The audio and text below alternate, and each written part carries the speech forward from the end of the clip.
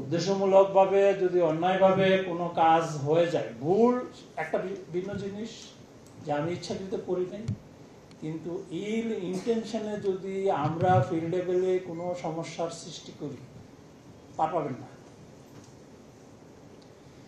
আর সঠিকভাবে কাজ করার জন্য যা যার ব্যাকিং লাগে আপনাকেও দিব, এবং আপনি যে টিমটাকে নিয়ে কাজ করবেন আপনার কথার উপরেই কিন্তু ম্যাক্সিমাম সিদ্ধান্ত নির্বাচন কমিশন এবং অন্যান্য যারা নির্বাচনের সাথে সংশ্লিষ্ট হবেন। তা আমি তো জটপট সিদ্ধান্ত দিয়ে জানাই দিছি যে আমি 5টা সেন্টার বন্ধ করে দিছি, আমি 5টা সেন্টারকে আবার চেঞ্জ করছি, আমি কাজ করছি, তারপরে ডিসি সাহেবকে জানাইছি বা আমি নির্বাচন কমিশনকে জানাইছি, এবং ডিসি সাহেব বলতো যে আমি তো তোমার কাজ আগে কি করবা কোনো পরামর্শ নাও না, তুমি তো করে আমাকে জানা। আমি বললাম যে কোনটা ভুল করছি সেটি বলে, এবং এটি আমাদের সাহসের সাথে করতে হবে, নিরপেক্ষতার সাথে করতে হবে, এবং চাকরির মান মর্যাদা রক্ষার জন্য অস্তিত্বের প্রশ্নে আমাদের না করার কোনো বিকল্প নাই। আমি বলি সব জায়গায়, বুকে হাত দিয়ে কোনো ডিপার্টমেন্ট বলতে পারবে না যে আমরা এখন কি বলে যে সর্বগ্রহণযোগ্য এবং সবচেয়ে ভালো ডিপার্টমেন্ট, সবচেয়ে ভালো পারফর্ম করেছি, সবচেয়ে ভালো ছিলাম, এখন ভালো আছি, এটি নাই। বিশেষ করে সরকারি কর্মকর্তা কর্মচারীদের মান সম্মান আমাদের যে বুলণ্ঠিত হয়েছে, এতে কোনো সন্দেহ নেই, এর মধ্যে আমিও একজন, আমরাও সবাই। সুতরাং আমাদের যে সুযোগটি এসেছে এটি কাজে লাগাতে হবে, কারণ এখন যে অন্তর্বর্তীকালীন সরকার, এই অন্তর্বর্তীকালীন সরকার নিরপেক্ষভাবে কাজ করবে, এটি স্বাভাবিক, এবং এই সময়ে আপনার সততা নিষ্ঠা দেখানোর সুযোগ।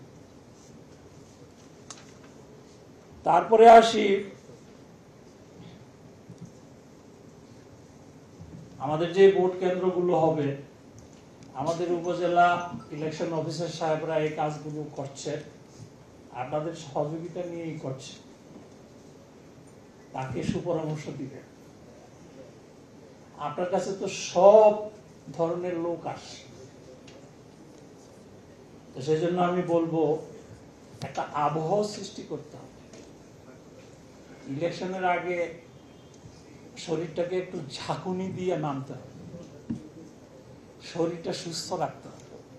হিরন আরও মিনারেল ওয়াটার মাত্র 50 পয়সায় প্রতি লিটার। সারা রাত্র জাগার দরকার নেই। সবচেয়ে বেশি প্রবলেম ফেস হয় যেটি, যখন শিডিউল ডিক্লেয়ার হয়,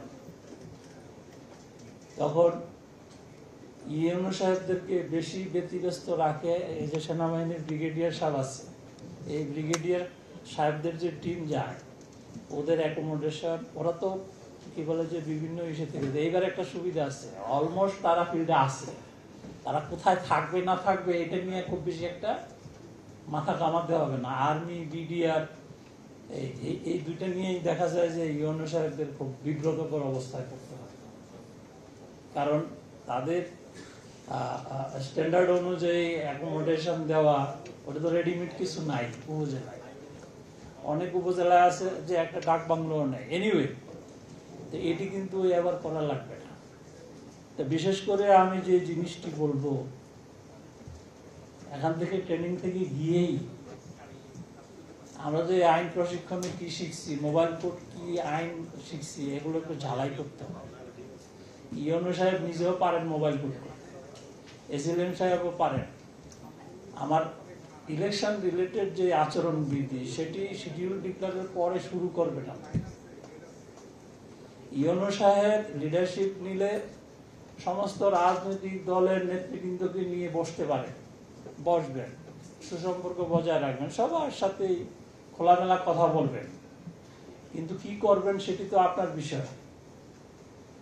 এই কাজটা যদি করতে পারে, সবাইকে যদি মিলিতভাবে বলতে পারে যে ভাই আমরা মিলেমিশে ইলেকশন করব, তো এটি না পারার কোনো কথা নাই। এখন আপনারা যে ইউনো হয়েছেন, কারোর চাকরির বয়স 5 বছরের কম না, এবং ছাত্র জীবনেও আপনি যেই অবস্থানে ছিলেন, যেই গ্রামে ছিলেন, যেই থানায় ছিলেন, যে জেলায় ছিলেন, যে শিক্ষা প্রতিষ্ঠানে ছিলেন, যে ইউনিভার্সিটির হলে ছিলেন, আপনি কিন্তু অপরিচিত কেউ ছিলেন না। আপনি একটা বিশিষ্ট লোক হিসেবে সব জায়গায় বিচরণ ছিলেন।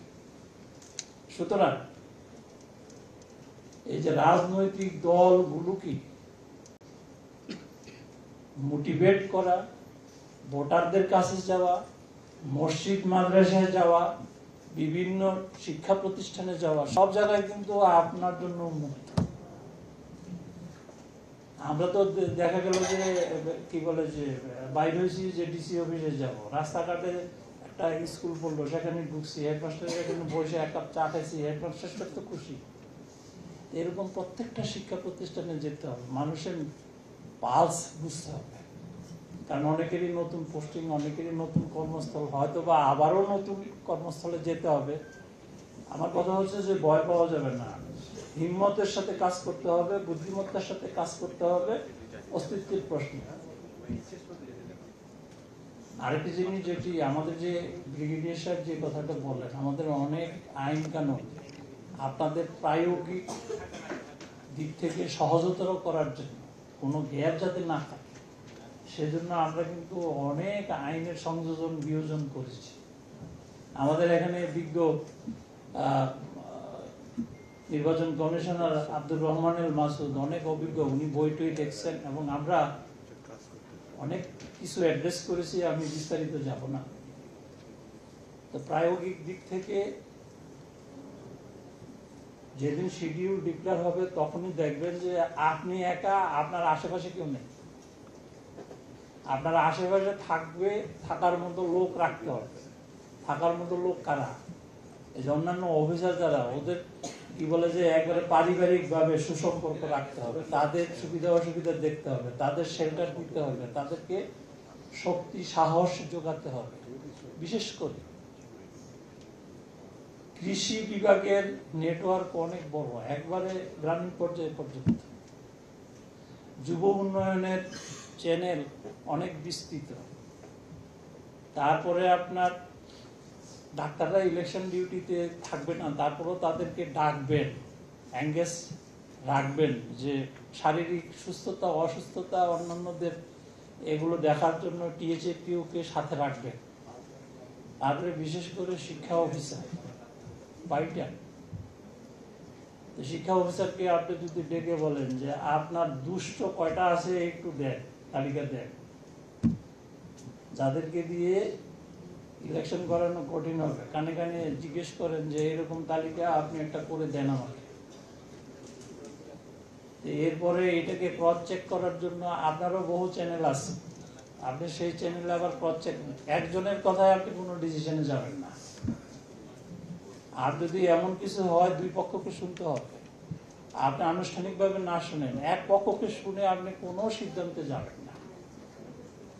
আর বিশেষ করে আইন শৃঙ্খলা রক্ষার প্রয়োজন, প্রতি ইউনিয়নে প্রতি ওয়ার্ডে আপনি এখান থেকে গিয়েই একটা রুটিন করবেন, ওসিকে ডাকবেন, আনসারের উপজেলা আনসারকে ডাকবেন, পাশাপাশি রোটেশনে কিছু ডিপার্টমেন্টাল হেড যারা অফিসার আসে দুই একজনকে এক একজনকে নিয়ে যাবেন। যদি সম্ভব হয় প্রত্যেক ওয়ার্ডে, যদি সম্ভব হয় প্রত্যেক ইউনিয়নে যাবে, গিয়ে বসবেন, কথা বলবেন, আপনারা কেমন আছেন, কি অবস্থায় আছেন, সামনে ইলেকশন, আপনারা আমাদেরকে সহযোগিতা করবেন। এই কাজগুলি যদি করা যায়, এবং আমরা এবার প্রভিশন রেখেছি যে যেদিন আপনারা প্রতি বরাদ্দ হবে সেদিন সমস্ত ক্যান্ডিডেটদেরকে নিয়ে বসবেন, বসে এটার বিষয় হলো যে একসাথে বসা মানে পারস্পরিক সম্পর্ক উন্নয়ন, যাতে তারা আচরণবিধি ভঙ্গ কম করেন, যাতে একজন আরেকজনের বিরুদ্ধে মারামারি কাটাকাটি এগুলোতে লিপ্ত না হয়। সম্ভব হলে কোথায় কোথায় মিটিং হবে এই স্পটগুলো ওসিকে নিয়ে, নির্বাচন অফিসারকে নিয়ে আপনারা বসে সমন্বয় সভা করে, সমন্বয় সবাই তো অলমোস্ট ডিপার্টমেন্টের ইসে থাকে, সবাইকে নিয়ে আপনারা স্পটগুলো নির্ধারণ করে দিবেন যে এই জায়গায় মিটিং হবে। এবার কিন্তু পোস্টার থাকবে না, সুতরাং আপনাদেরকে বাঁচাই দিলাম, এই পোস্টার সিরি টানার নিয়ে কি হবে না, তবে ব্যানার থাকে, ডিজিটাল বোর্ড থাকে। এগুলো আমরা ডিটেলস পরবর্তী সময়ে দিব। তবে সুশৃঙ্খল পরিবেশ একটা ভালো নির্বাচনের জন্য অপরিহার্য।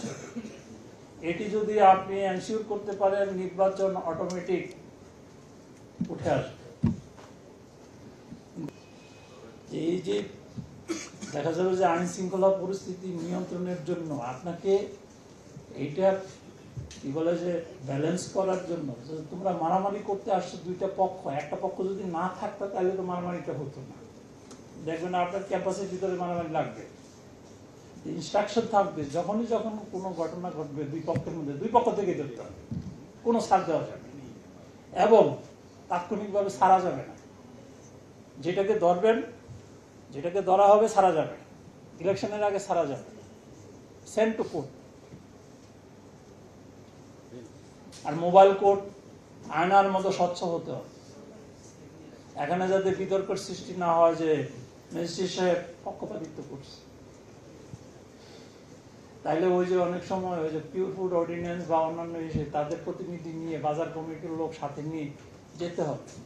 এখন থেকে মোবাইল কোর্টটা খুব রেগুলারই করতে হবে, করলে পরে যে মুভমেন্টটা, যে সামনে ইলেকশন, যেন তেন কাজ করা যাবে না, এই মেসেজটা যাবে। এরপরেও আমাদের আরো অনেক ইনস্ট্রাকশন পরিপত্র যাবে, সেগুলো আমরা আমার মূল কথা হচ্ছে সাহসের সাথে কাজ করতে হবে। সাহস থাকলে আর যদি নিরপেক্ষতা থাকে, কোনো ভয় না, কোনো শক্তি না। নির্বাচন কমিশন আপনাদের সাথে আছে এবং ভালো যারা কাজ করবেন, আমি অনুরোধ করব নির্বাচন কমিশনকে যে এই নির্বাচনে যারা ভালো দায়িত্ব করবে তাদের জন্য আমরা পুরস্কারের ব্যবস্থা রাখবো ইনশাল্লাহ। আপনারা অবশ্যই ভালো করবেন, যেহেতু আপনাদেরকে প্রভাবিত করার মতো কোনো সরকার এখন নাই, সেহেতু আপনারা কিন্তু ফিল্ডে কিং, সেই অনুযায়ী আপনারা নেতৃত্ব দিবেন, এই প্রত্যাশা রেখে আমি আমার বক্তব্য শেষ করছি।